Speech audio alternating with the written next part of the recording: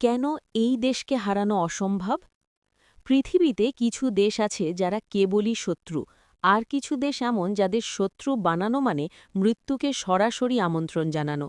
Iran এমন একটি নাম যা শুনতে কেবল একটি মুসলিম দেশ মনে হতে পারে, কিন্তু বাস্তবে এটি একটি সামরিক গোলকধাঁধা, একটি কৌশলগত ফাঁদ এবং একটি স্বঘোষিত বৈপ্লবিক শক্তি।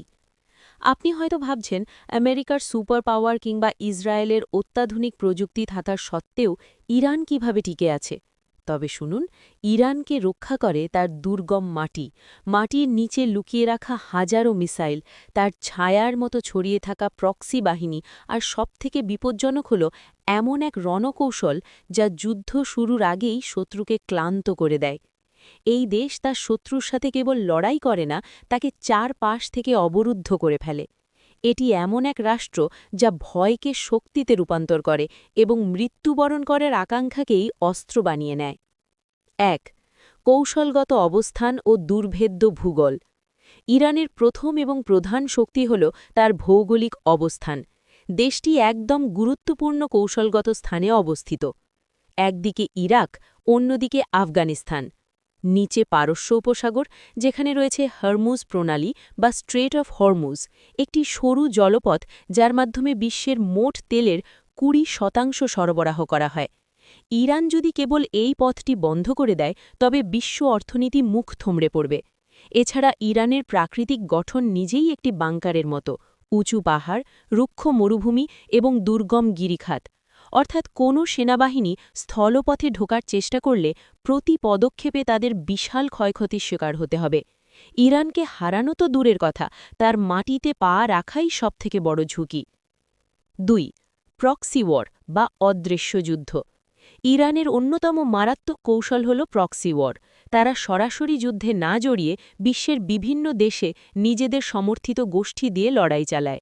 লেবাননে হিজবুল্লাহ, গাজায় হামাস, ইরাকে শিয়া মিলিশিয়া এবং ইয়েমেনে হুথি বিদ্রোহী। ইরানের ইশারায় এই বাহিনীগুলো সক্রিয় থাকে। যখনই কোনো শক্তি ইরানকে কোণঠাসা করার চেষ্টা করে, ইরান নিজের সৈন্য না পাঠিয়েই তাদের চারপাশ থেকে ঘিরে ফেলে। এ কারণেই ইরানের সাথে বিরোধ মানে কেবল তেহরানের সাথে নয়, বরং একই সাথে ৪-৫টি দেশের শক্তিশালী গেরিলা বাহিনীর সাথে লড়াই করা। ৩. অপ্রতিসম যুদ্ধ এবং ড্রোন প্রযুক্তি।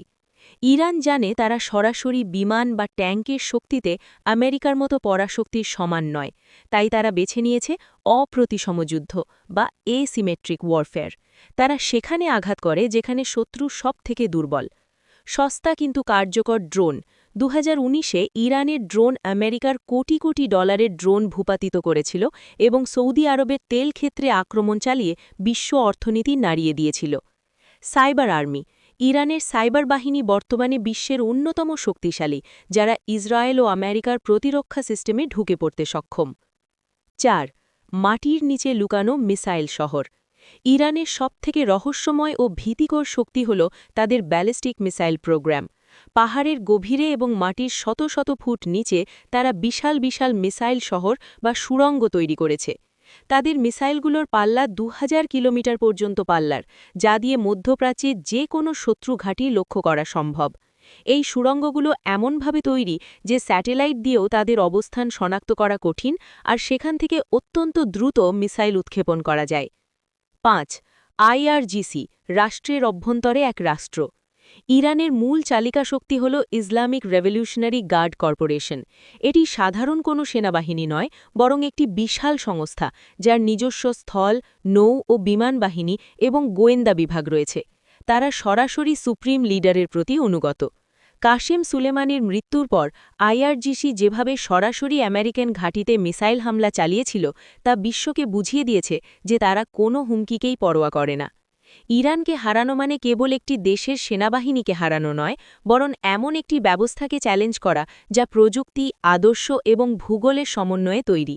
তাদের প্রক্সি বাহিনী, মাটির নিচের মিসাইল শহর, সাইবার যোদ্ধা এবং সর্বোপরি তাদের জনগণের হার না মানা মানসিকতা ইরানকে এক অপরাজেয় শক্তিতে পরিণত করেছে। যদি কখনো বড় কোনো যুদ্ধ শুরু হয়, তবে তা কেবল মধ্যপ্রাচ্য নয়, পুরো বিশ্বকেই এক মহা বিপর্যয়ের মুখে ঠেলে দিতে পারে।